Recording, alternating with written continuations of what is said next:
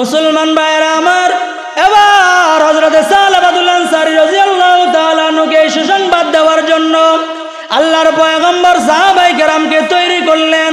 একজন সাহাবী ডাক দিয়ে বলে, ইয়া রাসূলুল্লাহ, সালাবার এই সুসংবাদটা দেওয়ার জন্য আমি যাব। আবু বকর বলে আমি যাব, ওমর বলে আমি যাব, আলী বলে আমি যাব, ওসমান বলে ওসমান যাব। এবার হযরত সালমান ফারসি রাদিয়াল্লাহু তাআলা আনহু ডাক দিয়ে বলে, ইয়া রাসূলুল্লাহ, আমি তো একজন মুরব্বী সাহাবী, আমার কথা ফলাইতে পারবে না। ইয়া রাসূলুল্লাহ, আমাকে দেন, আমার কথা সে রাখতে পারবে, রাখবে, আমার কথাটা সে ফালাবে না। আল্লাহর পয়গম্বর একটা জামাত তৈরি করে দিয়ে দিলেন, সাহাবাকে আমার দরবারে নিয়ে আসো। এবার সবগুলা সাহাবী জামাত বন্দী হয়ে আল্লাহর পয়গম্বরের সাহাবী সালাবাতুল আনসারী রাদিয়াল্লাহু তাআলা আনহুকে নিয়ে আসার জন্য, স্বাগত জানানোর জন্য চলে গেলেন আবার জঙ্গলে, পাহাড়ের ময়দানে, পাহাড়ের চূড়ায় গিয়া দেখতেছেন সাহাবার কোনো চিহ্ন নাই। যায় যায় দেখতেছেন কিছু একদল মানুষ, তারা বকরি চড়াইতেছে, রাখাল বকরি চড়ায়। এবার তাদেরকে ডাক দিয়া বলতেছে, আরে রাখাল, এমন একজন মানুষ, এমন এমন এমন এমন গুণের অধিকারী একজন মানুষকে তোমরা দেখছো নাকি? রাখালগুলা ডাক দিয়া বলতেছে, না, এমন মানুষ, তার নাম কি তো আমরা জানি না। এমন একজন মানুষকে দেখতাম, সে আল্লাহ তাআলার দরবারে এমনভাবে হাত উঠায় উঠায় কান্দে, সারা রাত্র কাঁদতেছে, এমনভাবে কান্নাকাটি করে যার কান্নার আওয়াজে আশেপাশের মানুষের ঘুম পর্যন্ত হয় নাই।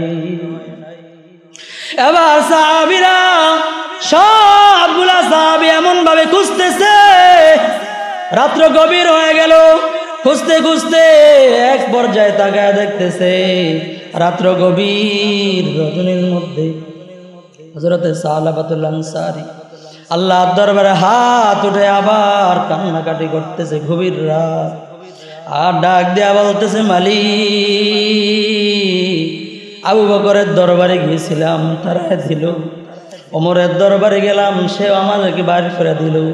আলীর দরবারে গিয়েছিলাম, তিনিও বাইর করে দিল। শেষ পর্যন্ত আপনার পয়গম্বরের দরবারে গেলাম।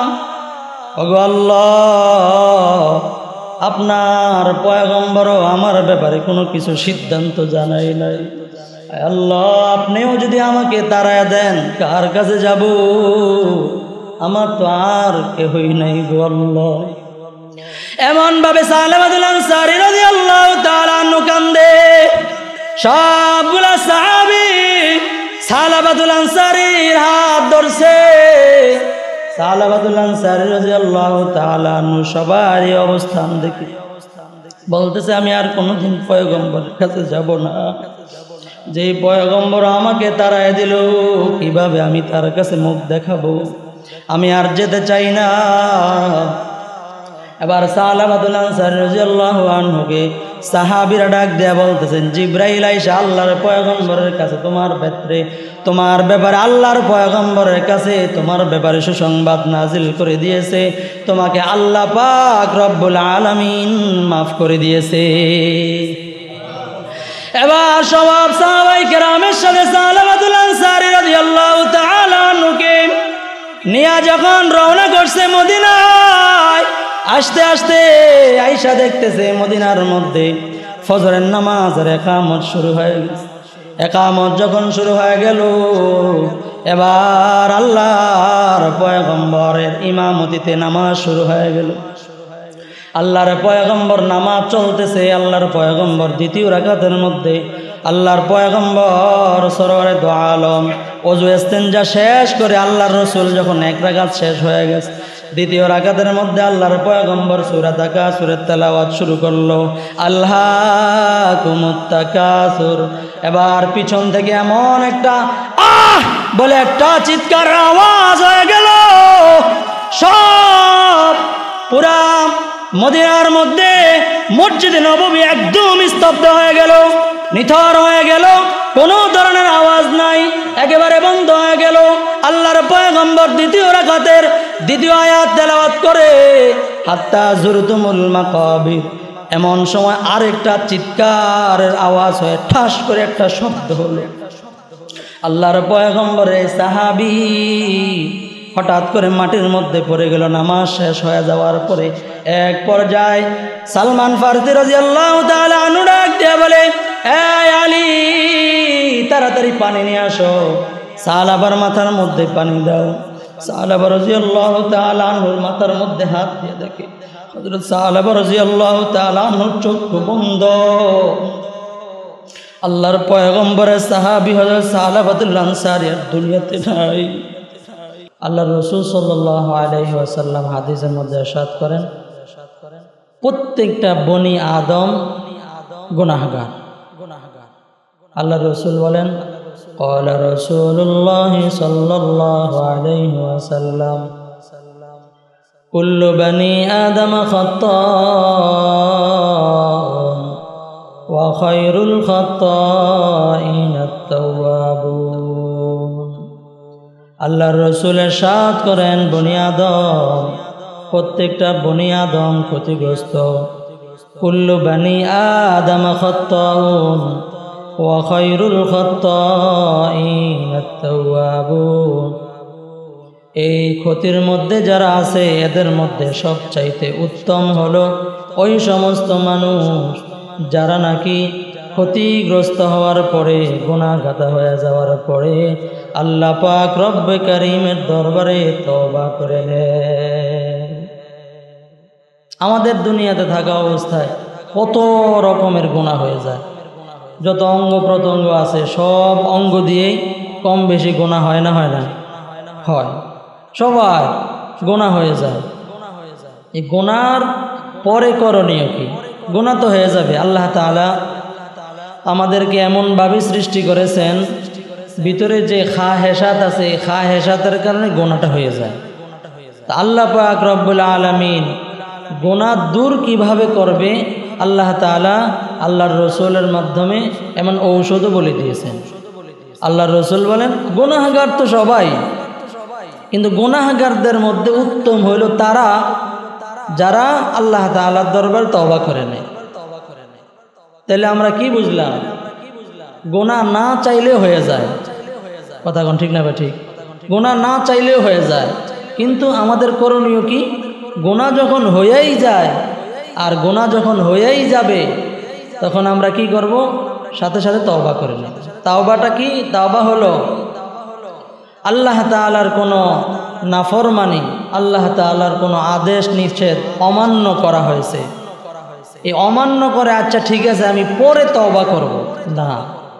তওবাটা হলো সাথে সাথে। তওবাটা কোন সময়? সাথে সাথে। গুনাহ হয়ে গেছে সাথে সাথে। এই জন্য বুজুর্গরা ওলামাই কেরাম বলেন যে যেই জায়গার মধ্যে তোমার গুনাহ হয়ে গেছে ওই জায়গার মধ্যে তওবা করে একটা সওয়াবের কাজ করে নাও। কারণ কিয়ামতের ময়দানে মানুষকে আল্লাহ তাআলা জিজ্ঞাসা করবেন, তুমি এই গুনাহটা করছো। আমাদের দুই কাঁধে কিরামান কাতিবিন ফেরেশতা আছে না নাই? সবাই, প্রত্যেকটা মানুষের কাঁধে, দুই কাঁধের মধ্যে কিরামান কাতিবিন ফেরেশতা সব কিছু লেখে। ভালোটাও লেখে, খারাপটাও লেখে, ছোটটাও লেখে, বড়টাও লেখে, গোপনেরটাও লেখে, প্রকাশ্যটাও লেখে, সবগুলো লেখে নেয়। আল্লাহ তাআলা কিয়ামতের ময়দানে যখন মানুষকে বলবে যে এই গুনাহ তো তুমি করছো, মানুষ কি বলবে? না না, এটা করিনি আমি, এটা আমি করি নাই। আল্লাহ তাআলা এই কিতাব একটা হাতে ধরাই দিবেন, লা ইউগাদিরু সগীরাতান ওয়ালা কাবীরাতান ইল্লা আহসাহা। আল্লাহ পাক রব্বুল কারীম একজন মানুষকে ডাক দিয়া বলবে, ও আমার বান্দা, এই গুনাহ তুমি করেছো? বলবে না, করি নাই। আল্লাহ পাক রব্বুল আলামিন একটা কিতাব, একটা বই, বিশাল বড় একটা আমলনামার বই তার হাতের মধ্যে ধরায় দিবে। কোরআনে হাকিমের মধ্যে আল্লাহ পাক রব্বুল কারীম ডাক দিয়া বলেন, এই বই যখন তার হাতের মধ্যে চলে আসবে, সে দেখতে পারবে কোন জায়গায় কতটা, কত মিনিটে, কোন সময়, কি বারে, কোন দিন, কার সাথে, কোন জায়গায় সবগুলা গুনাহ, সবগুলা ছোট বড় যত আমল হতে পারে, সবগুলা আমল এই আমল নামার মধ্যে, কিতাবের মধ্যে লিপিবদ্ধ রয়েছে। অস্বীকার করার সুযোগ থাকবে না। ওই সময় আমল নামা বান্দা হাতের মধ্যে পেয়ে আল্লাহ পাক রব্বে কারীমকে ডাক দিয়ে বলবে, লা ইউগাদিরু সাগীরাতান ওয়ালা কাবীরাতান ইল্লা আহসাহা।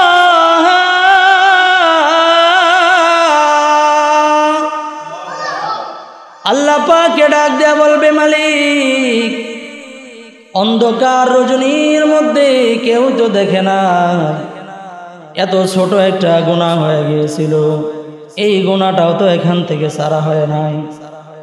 ওয়াউদিআল কিতাবু ফাতারাল মুজরিমিনা মুশফিকিনা মিম্মা ফিহি। এটা এমন কোন কিতাব যে কিতাবের মধ্যে ছোট থেকে ছোট একটা আমল সারা হয় নাই, ছোট থেকে ছোট একটা গুনাহ বাদ দেওয়া হয় নাই। ওই সময় আর আল্লাহ তাআলার কাছে তার জবান বন্ধ হয়ে যাবে, মুখে আর বলা লাগবে না, হাত তার সাক্ষ্য হয়ে যাবে। ওয়াকালু লিজুলুদিহিম লিমা শাহিদতুম আলাইনা ক্বালু আনতাকানাল্লাহ। ওই সময় জবান বন্ধ হয়ে যাবে, আমার হাত আমার বিপক্ষে সাক্ষী দিবে, আমার চামড়া আমার বিপক্ষে সাক্ষী দিয়া দিবে, জমিন ওই সময় সাক্ষ্য দিয়া দিবে, এই জমিনের মধ্যে অমুক জায়গার মধ্যে সে এই গুনাহটা করেছে, জমিন সাক্ষী হয়ে যাবে, পলানোর কোনো জায়গা নাই। এই জন্য উলামায়ে কেরাম বলেন, বুজুর্গরা বলে, যেই জায়গার মধ্যে একটা গুনাহ হয়ে গেছে ওই জায়গার মধ্যে সাথে সাথে তওবা করে আল্লাহ তাআলার কাছে মাপ চেয়ে ওই জায়গার মধ্যে একটা সওয়াবের কাজ যেন বান্দায় করে নেয়। আপনি একটা জায়গায় গেছেন, একটা গুনাহ হয়ে গেছে, আল্লাহ তাআলার কাছে সাথে সাথে মাপ চান, মাপ চেয়ে একবার সুবহানাল্লাহ বলে ফেলেন। কারণ এই যে জমিনটা, এই জমিনটা আপনার গুনার সাক্ষী হয়ে যাবে, গুনার সাক্ষী হয়ে যেন না যায়, এই জমিন যেন আপনার সওয়াবের সাক্ষী হয়ে যায়। এই জন্য বলে হয় যে ওই জায়গার মধ্যে আল্লাহ তাআলার কাছে মাপ চেয়ে সাথে সাথে মাপ চেয়ে নেন, মাপ চেয়ে এরপরে একবার সুবহানাল্লাহ, একবার আলহামদুলিল্লাহ, অথবা একটা এমন জিকির করে নেন যেটা আপনার জন্য সহজ, এবং এই জমিন যেন কিয়ামতের ময়দানে গুনাহের সাক্ষ্য না হয়, সওয়াবের সাক্ষ্য যেন হয়ে যায়। তাহলে গুনাহটা কি বুঝলাম? আল্লাহ রসুল সাল্লাল্লাহু আলাইহি ওয়াসাল্লামকে জিজ্ঞাসা করা হয়েছিল, ইয়া রাসূলুল্লাহ, ইয়া হাবিবাল্লাহ, গুনাহটা কি জিনিস, কোন জিনিসের নাম গুনাহ? আল্লাহর রসুল ডাক দিয়া বলেন, ওয়াল ইসমু মা হাকা ফি সাদরিকা, তোমার অন্তরের মধ্যে যে জিনিসটা খটকা লাগবে, এই যে এই কাজটা করতেছি, এই যে এমন একটা ভাব তৈরি হয় না মাঝে মাঝে, এই যে জিনিসটা একটা খটকা যে অন্তরের মধ্যে লাগবে, ওয়াল ইসমু মা হাকা ফি সাদরিক, অন্তর যেটাকে বাধা দিবে, একটা টোকা দিবে, এই বাধাটাই আপনার জন্য গুনাহ। একটা গুনাহ করতেছেন, আপনি নামাজ পড়তেছেন না, তাহলে অন্তরটা, আরে আজান হইতেছে, নামাজ আমি পড়তেছি না, অন্তরে একটা কেমন জানি চোট লাগে না, ছোট বড় যে যেই পর্যায়ের তার চোট লাগে ওই পর্যায়ে, আপনার ইমানের পর্যায়ে যেটা আপনার চোট লাগবে ওই রকম। আল্লাহ রসুল সাল্লাল্লাহু আলাইহি ওয়াসাল্লাম বলেন, আপনার অন্তরের মধ্যে যেটা চোট লাগবে ওটার নামই গুনাহ। আল্লাহ রসুল সাল্লাল্লাহু আলাইহি ওয়াসাল্লাম মুসলিম শরীফের হাদিসের মধ্যে বলেন, গুনাহটা হলো মানুষ যখন একটা গুনাহ করে, আবু হুরায়রা রাদিয়াল্লাহু আনহু থেকে বর্ণিত, ক্বালা রাসূলুল্লাহ সাল্লাল্লাহু আলাইহি ওয়াসাল্লাম, ইন্নাল মুমিনা ইযা আযনাবা কানাত নুকতাতুন সাওদা ফি কলবি। আল্লাহর রাসূল বলেন, হযরত আবু হুরায়রা রাদিয়াল্লাহু তাআলা আনহু ডেকে বলেন, আল্লাহর পয়গম্বর সরওয়ারে দো আলম নবী, দো জাহানের সরদার নবী ডাক দিয়া বলতেছেন, একজন মুমিন বান্দা যখন একটা গুনাহ করে, ইন্নাল মুমিনা ইযা আযনাবা, একটা গুনাহ যখন কেহর দ্বারা হয়ে যায়, একটা গুনাহ করে ফেলে, নুকতাতুন সাউদা ফি কলবি, তার অন্তরের মধ্যে একটা কালো দাগ পড়ে যায়। নুকতাতুন সাউদা ফি কলবিহি ফায়াতাবা ওয়াস্তাগফারা, ওই বান্দা যখন সাথে সাথে তওবা করে নেয়, ওয়াস্তাগফারা, ইস্তিগফার করে নেয়, আল্লাহ তাআলার কাছে মাপ চেয়ে নেয়, সাকালা কলবুহু, ওই বান্দার অন্তরের সেই কালো দাগ আল্লাহ তাআলা দূর করে দেয়। ওয়াই জাদাত, আর বান্দা যদি গুনাহ করে আল্লাহ তাআলার কাছে মাপ চায় না, আরেকটা গুনাহ করে, বান্দারা অন্তরের মধ্যে আরেকটা কালো দাগ পড়ে যায়, আবার গুনাহ করে আরেকটা কালো দাগ পড়ে, আবার গুনাহ করে আরেকটা কালো দাগ পড়ে। আল্লাহর রাসূল বলেন এমন ভাবে গুনাহ করতে থাকে, গুনাহ করতে থাকে, ফাযালিকুমুর রান, এমন ভাবে বান্দা গুনাহ করতেছে গুনাহ করতেই আছে, একের পর এক গুনার মধ্যে সে মুবতালা। আল্লাহর কোনো হুকুম মানে না, পয়গম্বরের কোনো তরিকা মানে না, আল্লাহর রাসূলের কোনো সুন্নতের তোয়াক্কা সে করে না, এমন ভাবে সে গুনাহ করতেছে, গুনাহ করতে করতে করতে করতে বান্দার অন্তরটা এমন ভাবে কালো দাগ পড়তে পড়তে পড়তে পড়তে এমন হয়ে যায়, একটা লোহার মধ্যে, একটা বডির মধ্যে যখন নাকি পানি লেগে যায়, পানিটা লাগতে লাগতে ঝং পড়তে পড়তে এই লোহাটার অবস্থা এমন হয়, পুরাটা বডি, পুরাটা লোহার টুকরা মরিচিকা পড়তে পড়তে পুরাটা বডি একেবারে বাদ হয়ে যায়। কথা কোন ঠিক না বেঠিক? আল্লাহর রাসূল ডাক দেয়া বলেন ফাযালিকুমুর রান, ওই বান্দা যখন গুনাহ করতে করতে তার অন্তর কালো হয়ে যায়, তার অন্তরটা এমনভাবে মরিচিকা যুক্ত হয়ে নষ্ট হয়ে যায়, আল্লাহ তাআলা বলেন কাল্লা বাল রানা আলা কুলুবিহিম মা কানু ইয়াকসিবুন। এই যে কালো দাগ পরে, এটা অন্য কারোর জন্য নয়, একমাত্র বান্দার কৃতকর্মের কারণেই তার অন্তরটা মরিচিকা যুক্ত হয়ে যায়।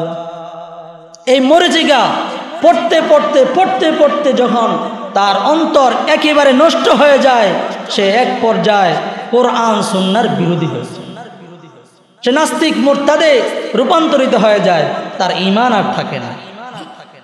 এই পর্যায়ে যখন চলে যায়, বান্দা যখন তওবা করে না, আল্লাহর হুকুম শুধু লঙ্ঘনই করতেছে, আল্লাহ তাআলা ডাক দিয়ে বলে ইয়া আইয়ুহাল্লাযীনা আমানু তুবু ইলাল্লাহ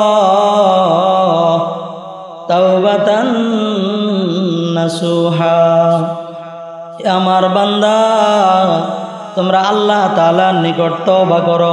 কি করো জোরে বলেন?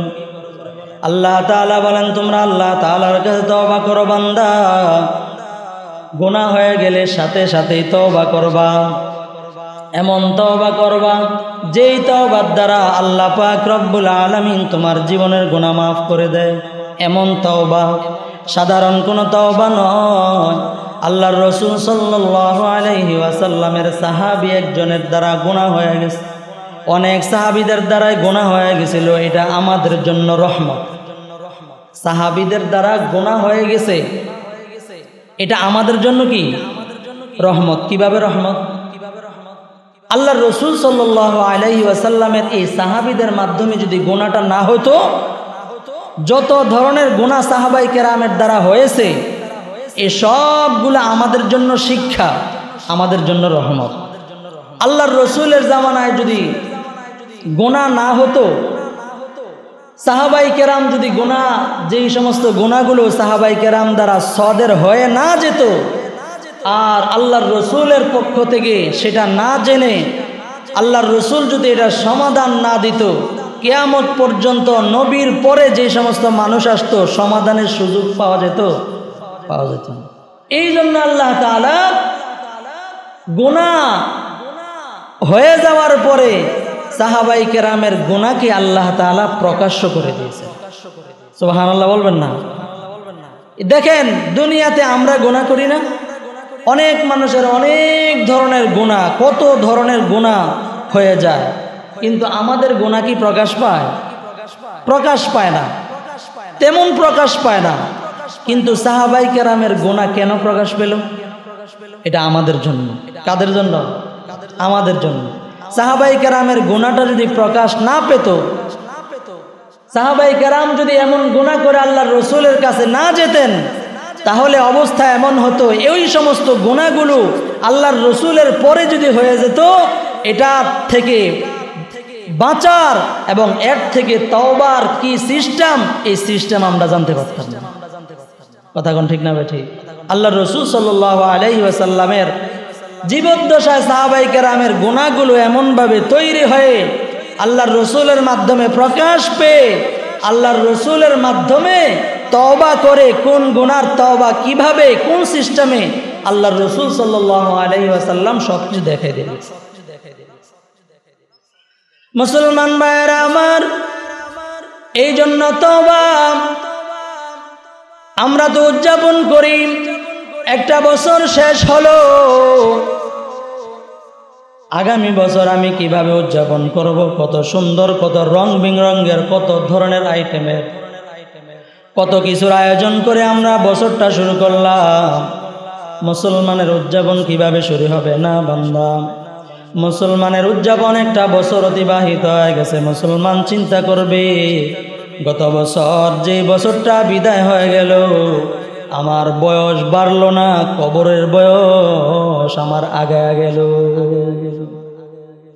মুসলমান, এটা হবে আমাদের চিন্তা, ফুর্তি আমাদের চিন্তা নয়। আমাদের চিন্তা থাকবে এক বছর চলে গেল, এই বছরের ভিতরে আমি কতগুলা গুনাহ করলাম, কতগুলা নামাজ কাজা করলাম, আল্লাহ তাআলার কতগুলা হুকুম অমান্য করলাম, আল্লাহর পয়গম্বরের কতগুলা সুন্নত আমি বাদ দিয়েছিলাম। একটা হিসাব মিলায়া সামনের বছরে যেন আমার একটা গুনাহ না হয়, আল্লাহ তাআলার একটা হুকুম যেন আমার দ্বারা লঙ্ঘন না হয়, আল্লাহর পয়গম্বরের একটা সুন্নত যেন আমার দ্বারা ধূলিসাৎ না হয়ে যায়, আল্লাহর পয়গম্বরের প্রত্যেকটা সুন্নতের পাবন্দি যেন আমি হয়ে যাই। আমার বডির মধ্যে, আমার শরীরের মধ্যে, আমার পরিবারের মধ্যে, আমার সমাজের মধ্যে, আমার পারিবারিক জীবনের মধ্যে, আমার সামাজিক জীবনে, আমার রাষ্ট্রীয় জীবনে, আমার প্রত্যেকটা সেক্টরে আল্লাহর পয়গম্বরের সুন্নত যেন কায়েম হয়ে যায়, এটা হবে আমার চিন্তাধারা। আল্লাহর পয়গম্বর সরওয়ারে দু আলম ডাক দিয়া বলতেছেন, ইয়া আইয়ুহান নাস তুবু ইলাল্লাহ, ও দুনিয়ার মানুষ, আল্লাহ তাআলার নিকট তোমরা তওবা করো। ফাইন্নী আতুবু ইলাইহি মিআতা মাররা।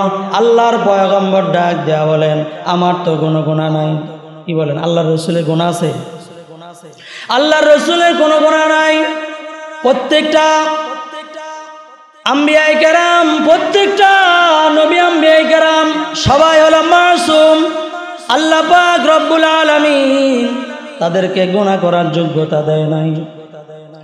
যদিও কারো দ্বারা কোনো অজান্তে কোনো কিছু অজান্তে ভুল হয়ে গেছে, আল্লাহ তাআলা সেগুলো মাফ করে বান্দাদের সামনে, দুনিয়ার মানুষের সামনে সব কিছু প্রকাশ করে দিয়েছে। আল্লাহ পাক রব্বুল আলামিন আমার আপনার পয়গম্বরের ব্যাপারে আল্লাহ তাআলা সূরা মুহাম্মাদের মধ্যে বলেন, মা তাকদ্দামা মিন যামবিহি ওয়া মা তাআখার। আল্লাহর রাসূলের ব্যাপারে আল্লাহ তাআলা ডাক দিয়ে বলেন, হে আমার হাবিব, আপনার কোনো গুনাহ নাই, কিন্তু এরপরেও মা তাকদ্দামা মিন যামবিহি ওয়া মা তাআখার, পিছনে যদি কোনো গুনাহ হয়েও থাকে, এই গুনাহগুলো আমি আল্লাহ সবগুলা মাফ করে দিলাম। জোরে কোন সুবহান। মা তাকদ্দামা মিন যামবিহি ওয়া মা তাআখার, যদি সামনে কোনো গুনাহ হয়ে যায় সেটাও মাফ করে দিলাম। জোরে কোন আল্লাহু আকবার। দেখেন, আল্লাহ পয়গম্বরের কোনো গুনাহ নাই, এরপরে আল্লাহর তাআলা ডাক দিয়া বলেন পিছনের গুনাহ সব মাফ। এর দ্বারা উদ্দেশ্য কি? এর দ্বারা উদ্দেশ্য হলো আল্লাহর রাসূল সাল্লাল্লাহু আলাইহি ওয়াসাল্লামের মান মর্যাদা এর দ্বারা আল্লাহ তাআলা বাড়াই দিয়েছে। গুনাহ মাফ না, আল্লাহর রাসূল তো গুনাহই নাই, কিসের মাফ?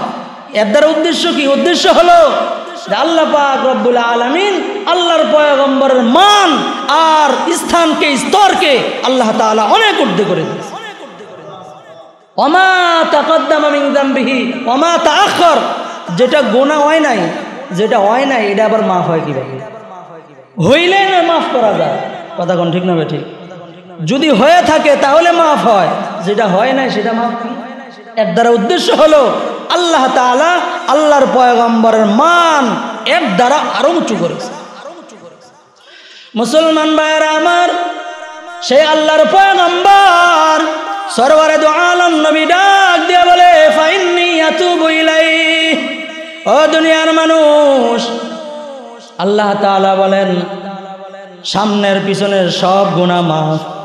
এরপরে আল্লাহর রাসূল ডাক দিয়া বলতেছেন, ফাইন্নী আতুবু ইলাইহি মিআতা মাররা ফিল ইয়াউম। আল্লাহর রাসূল ডাক দিয়া বলেন, ও দুনিয়ার মানুষ, আমি প্রতিদিন 100 বার আল্লাহ পাকের কাছে আমি তওবা করি। যার কোনো গুনাহ নাই এরপরেও পিছনের সামনের সব মাফ। উনি কি বলতেছেন? প্রতিদিন প্রতিনিয়ত আমি 100 লাখে তওবা করি। আর আমরা সওয়াবের কাজ করি কয়টা? আর তওবার কথা কইলে আমরা নাই, কথা কোন ঠিক না ঠিক? এই জন্য কি করতে হবে আমাদের? যখনই গুনাহ হয়ে যায় সাথে সাথে তওবা করে ওই স্থানেই দাঁড়িয়ে আমরা একটা সওয়াবের কাজ করে ফেলব, বলেন ইনশাআল্লাহ। এবং সকাল বিকাল ঘুমানোর সময় বিশেষ করে ফজর মাগরিবের পরে বিশেষ বিশেষ দোয়াগুলো আমরা আদায় করব, যেই দোয়াগুলোর দ্বারা আল্লাহ পাকের কাছে তওবা কবুল হয়ে যায়, বলেন ইনশাআল্লাহ। আল্লাহর রাসূল সাল্লাল্লাহু আলাইহি ওয়াসাল্লামের এমন একজন সাহাবী, নাম হলো সালাবাতুল আনসারী রাদিয়াল্লাহু তাআলা আনহু। আল্লাহর পয়গম্বরের বিশিষ্ট একজন সাহাবী। আল্লাহর পয়গম্বর যুদ্ধের ময়দানে চলে যাইতেছেন। আল্লাহর রাসূল সরওয়ারে দু আলম যুদ্ধের ময়দানে যখন যায়, এবার সালাবাতুল আনসারী রাদিয়াল্লাহু তাআলা আনহুকে তার ভাই একজন সাহাবী তাকে দায়িত্ব দিয়ে গেলেন, ভাই আমার বাড়ির মধ্যে কোনো পুরুষ নাই, কোনো কেউ নাই, বাজার সদাই করার মতো আমার বাড়িতে দেখার মতো কোনো মানুষ নাই। এ সালাবাতুল আনসারী, তুমি আমার বাড়িটা একটু দেখাশোনা করবা। আমার বিবির যদি কোনো প্রয়োজন হয় এই প্রয়োজনগুলা তুমি মিটায় দিবা, বাজার সদাইয়ের লাগলে করে দিবা। মুসলমান ভাইরা আমার, সাহাবাই কেরাম, সত্যের মাপকাঠি সাহাবাই কেরামের যে সমস্ত গুনাহ খাতা আল্লাহ তাআলা সদের করে দিয়েছেন, তাদের মাধ্যমে এমন গুনাহগুলোর ব্যাপারে স্বয়ং আল্লাহ পাক রব্বুল আলামিন আয়াত নাজিল করে সবগুলা মাফ করে দিয়েছে। মুসলমান ভাইরা আমার, এই জন্য সাহাবাই কেরামের ব্যাপারে গুনাহ যারা করেছে এদের ব্যাপারে খারাপ মন্তব্য করার কোনো সুযোগ আছে? নাই। এই জন্য খুব খেয়াল করে শুনবেন যে এই সাহাবী খারাপ কাজ করে ফেললো না, খারাপ কাজ হয়ে গেছে, এটা কাদের জন্য রহমত? বলেন আমাদের জন্য। যদি এই গুনাহটা না হয়ে যেত তাহলে আমরা এই সমস্ত গুনাহ থেকে কিভাবে বাঁচবো আর কিভাবে বাঁচতাম কিয়ামত পর্যন্ত এটা আমরা বুঝতে পারতাম। সালাবাতুল আনসারী রাদিয়াল্লাহু তাআলা আনহুকে দায়িত্ব দেওয়ার পর আল্লাহর পয়গম্বর সরওয়ারে দু আলম নবী চলে গেলেন যুদ্ধের ময়দানে। সালাবাতুল আনসারী রাদিয়াল্লাহু তাআলা আনহু হঠাৎ করে যখন বাড়ির মধ্যে কেউ নাই, এবার সালাবাতুল আনসারী রাদিয়াল্লাহু আনহু কোনো একটা কারণে তার সাহাবী, আল্লাহর পয়গম্বরের সাহাবী যার দায়িত্ব ছিল তার কাছে কোন একটা পর্যায়ে ঘরের মধ্যে গেল। ঘরের মধ্যে যাওয়ার পর এবার সালাবাতুল আনসারী রাদিয়াল্লাহু তাআলা আনহু তার ভাইয়ের স্ত্রীর হাতের মধ্যে স্পর্শ করে ফেলছে পর্দার ভিতর দিয়ে। যখন নাকি হাত স্পর্শ করলো তার মনের মধ্যে কুমন্ত্রণা সৃষ্টি হয়ে গেল। সালাবাতুল আনসারী রাদিয়াল্লাহু তাআলা আনহুকে সাথে সাথে ভাইয়ের স্ত্রী, সেও তো সাহাবিয়া মহিলা, কথা কোন ঠিক না বেঠি? সাহাবিয়া মহিলা সালাবাতুল আনসারীকে ডাক দিয়া বলে, ওরে সালাবা, আমার হাতের মধ্যে কেন ধরলা? কি হলো তোমার? আমি তো একজন তোমার ভাইয়ের আমানত, তুমি কি আল্লাহ তাআলার ভয় ভুলে গেছো নাকি রে সালাবা? কি করে ফেললা? তুমি তো একজন আল্লাহর পয়গম্বরের সাহাবী, কি হলো তোমার? হযরত সালাবাতুল আনসারী রাদিয়াল্লাহু তাআলা আনহু মনের মধ্যে এমন একটা চোট লাগলো, ওয়াল ইসমু মা হাকা ফি সাদরিকা। ভাইয়ের স্ত্রী যখন নাকি বলল, সালাবারে কি বললা তুমি, কি করলা তুমি? তুমি আল্লাহ তাআলাকে ভয় করো না?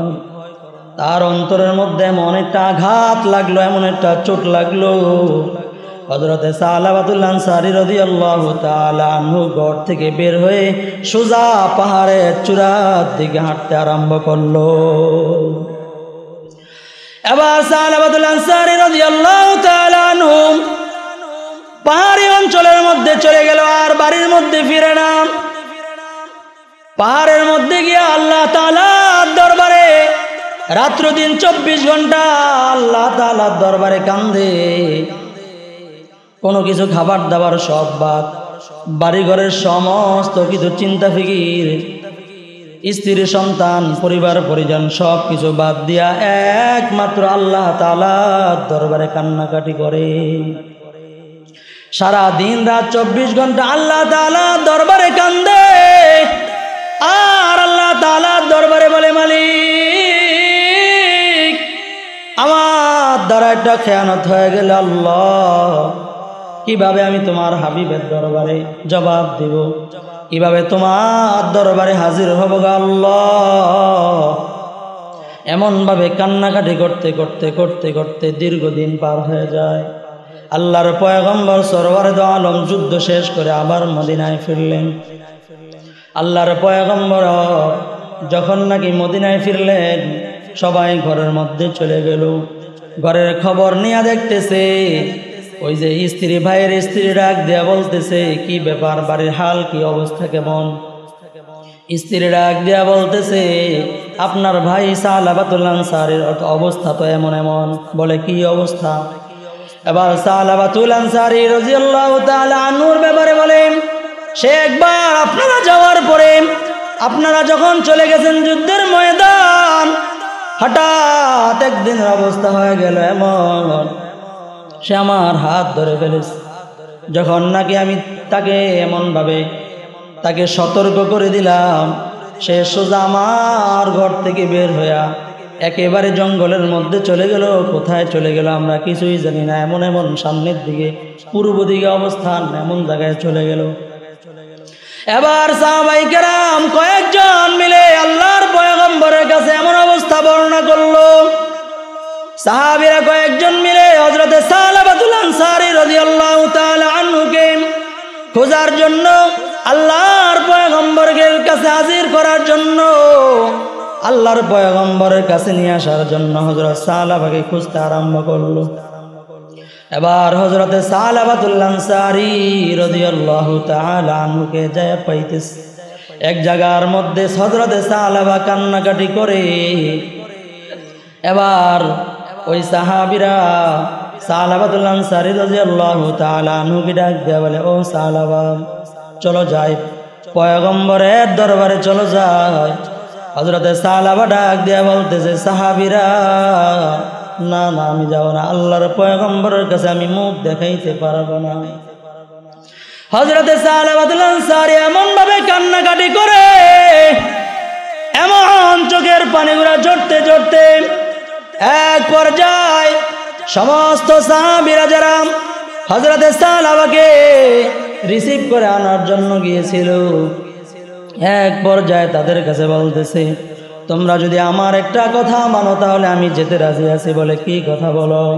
হযরতে সালাবাতুল আনসারী রাদিয়াল্লাহু তাআলা আনহু বলতেছেন যে, আমাকে যদি এমন ভাবে একজন জেলখানার আসামি যেভাবে নেয়, এমনভাবে যদি দড়ি দিয়া রশি দিয়া বেঁধে যদি আল্লাহর পয়গম্বরের দরবার নিতে পারো, তাহলে কেবলমাত্র আমি আল্লাহর পয়গম্বরের দরবারে যাব, নচেত আল্লাহর পয়গম্বরের দরবারে আমি আর কোনোদিন যাব না। এবার সাহাবীরা বলে, ঠিক আছে যাও, তোমার কথা অনুযায়ী রশি দিয়া বাইদে আল্লাহর পয়গম্বরের দরবারে নিয়ে যাব, কোনো অসুবিধা নাই। হযরতে সালাবাতুল আনসারের হাতের মধ্যে রশি, পায়ের মধ্যে রশি, গলার মধ্যে রশি, পায়ে হাত পায়ের মধ্যে রশি লাগাইয়া আল্লাহর পয়গম্বরের দরবারে যখন নিয়ে যাওয়ার জন্য রেডি হয়ে গেছে, হযরতে সালাবাতুল আনসারী ডাক দিয়া বলে, এ সাহাবীরা, আল্লাহর পয়গম্বরের কাছে যাওয়ার আগে আগে আমি একটু আবু বকরের ঘরের মধ্যে যেতে চাই। হযরত আবু বকরের সাথে আমি একটু কথা বলবার চাই। বলো ঠিক আছে যাও। হযরত আবু বকর রাদিয়াল্লাহু তাআলা আনহুর ঘরের মধ্যে নিয়ে গেলেন। এবার সালাবাতুল আনসারী ডাক দিয়ে বলতেছে, আবু বকর, এমন এমন অবস্থা হয়ে গেছে আমার, কি করতে পারি, আপনার একটা পরামর্শ চাই। হযরত আবু বকর পুরাটা ঘটনা শোনার পর বলতেছেন, আমার কাছে কোনো নিরসন নাই, চলে যাও, আপনি ঘর থেকে বের হয়ে যান। এবার সালাবাতুল আনসারী বলতেছে, আমাকে একটু ওমরের ঘরে নিয়ে যান। কয়েকজন সাহাবী আল্লাহর পয়গম্বরের কয়েকজন সাহাবীর ঘরে গেল, সবাই তারায়া দেয়, বলতেছে আমার কাছে এর নিরসন নাই, চলে যান, আপনি চলে যান, এখান থেকে বিদায় হয়ে যান। এবার সালাবাতুল আনসারীকে নিয়ে আল্লাহর পয়গম্বরের দরবারে হাজির হয়ে গেল। আল্লাহর পয়গম্বর এই ঘটনা শোনার পর আল্লাহর পয়গম্বর একদম চুপ হয়ে গেছে। আল্লাহর পয়গম্বর কিছু বলতে পারে না। এই কথা যখন আল্লাহর পয়গম্বর চুপ রইলেন, হযরত সালাবাতুল আনসারী রাদিয়াল্লাহু তাআলা আনহু এমন ভাবে আল্লাহর পয়গম্বরের কাছ থেকে নিরাশ হয়ে আবার পাহাড়ের চূড়ার দিকে চলতে আরম্ভ করেছে। সমস্ত সাহাবীরা কান্দে, আল্লাহর পয়গম্বরও কাঁদতেছে, সালাবাতুল আনসারীও কাঁদতে কাঁদতে বিদায় হয়। আরো দীর্ঘদিন যাওয়ার পরে এবার আল্লাহ তাআলার পক্ষ থেকে হযরত জিবরিল আলাইহিস সালাতু ওয়াস সালাম, আল্লাহ তাআলার পক্ষ থেকে আল্লাহর পয়গম্বরের উপর আয়াত নিয়ে নাজিল হয়ে গেছে। আল্লাহর রাসূলকে ডাক দিয়া বলে, ইয়া হাবিবাল্লাহ, সালাবা যে গুনাহ করেছে, গুনাহ মাফ করনে ওয়ালা কে? জোরে বলেন। সমস্ত রিজিক দাতাকে, সব কিছু করনেওয়ালা মালিক একমাত্র কে? হযরত জিবরাইল আলাইহিস সালাতু ওয়াস সালাম ডাক দিয়ে বলে, পয়গম্বর, সব কিছুর মালিক যদি আল্লাহ হয়, সালাবাতুল আনসারী এমন ভাবে তাড়ায় দিলেন, আমার আল্লাহ পাক রব্বুল আলামিন সালাবাতুল আনসারীর ব্যাপারে ঘোষণা করে দিয়েছেন, আপনার সাহাবী হযরতে সালাবাতুল আনসারীকে আল্লাহ পাক রব্বুল আলামিন মাফ করে দিয়েছে। আল্লাহ পাক রব্বুল আলামিন এটাই বলে, তুবু ইলাল্লাহ তাওবাতান নাসুহা, বান্দা এমন ভাবে তওবা করো যেমন ভাবে তওবা করলে মালিক রব্বুল আলামিন আপনার আমার উপর খুশি হয়ে যায়। মুসলমান ভাইরা আমার, এবার হযরত সালাবাতুল আনসারী রাদিয়াল্লাহু তাআলা আনহুকে সুসংবাদ দেওয়ার জন্য আল্লাহর পয়গম্বর সাহাবায়ে কেরামকে তৈরি করলেন। এক একজন সাহাবী ডাক দিয়ে বলে, ইয়া রাসূলুল্লাহ, সালাবার এই সুসংবাদটা দেওয়ার জন্য আমি যাব। আবু বকর বলে আমি যাব, ওমর বলে আমি যাব, আলী বলে আমি যাব, ওসমান বলে ওসমান যাব। এবার হযরত সালমান ফারসি রাদিয়াল্লাহু তাআলা আনহু ডাক দিয়ে বলে, ইয়া রাসূলুল্লাহ, আমি তো একজন মুরব্বী সাহাবী, আমার কথা ফলাইতে পারবে না। ইয়া রাসূলুল্লাহ, আমাকে দেন, আমার কথা সে রাখতে পারবে, রাখবে, আমার কথাটা সে ফালাবে না। আল্লাহর পয়গম্বর একটা জামাত তৈরি করে দিয়ে দিলেন, সাহাবাকে আমার দরবারে নিয়ে আসো। এবার সবগুলা সাহাবী জামাত বন্দী হয়ে আল্লাহর পয়গম্বরের সাহাবী সালাবাতুল আনসারী রাদিয়াল্লাহু তাআলা আনহুকে নিয়ে আসার জন্য, স্বাগত জানানোর জন্য চলে গেলেন আবার জঙ্গলে, পাহাড়ের ময়দানে, পাহাড়ের চূড়ায় গিয়া দেখতেছেন সাহাবার কোনো চিহ্ন নাই।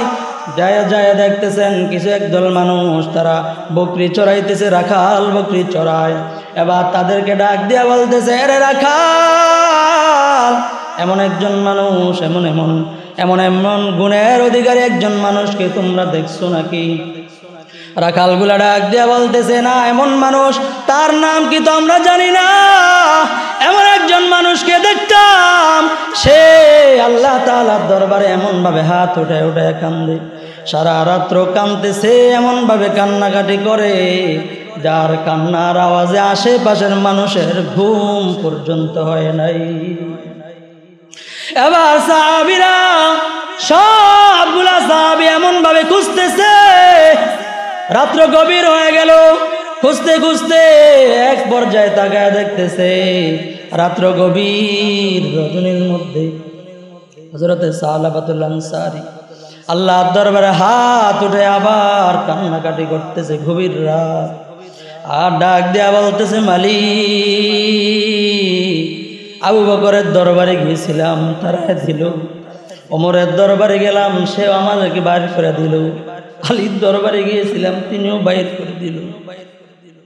শেষ পর্যন্ত আপনার পয়গম্বরের দরবারে গেলাম। ওগো আল্লাহ, আপনার পয়গম্বরও আমার ব্যাপারে কোনো কিছু সিদ্ধান্ত জানাই নাই। আল্লাহ, আপনিও যদি আমাকে তাড়ায়া দেন, কার কাছে যাব? আমার তো আর কেহই নাই গো আল্লাহ। এমন ভাবে সালাবাতুল আনসারী রাদিয়াল্লাহু তাআলা আনহু কান্দে। সবগুলা সাহাবী সালাবাতুল আনসারীর হাত ধরছে। সালাবাতুল আনসারী রাদিয়াল্লাহু তাআলা আনহু সবারই অবস্থান দেখে বলতেছে, আমি আর কোনোদিন পয়গম্বরের কাছে যাব না। যে পয়গম্বর আমাকে তাড়ায় দিল, কিভাবে আমি তার কাছে মুখ দেখাবো?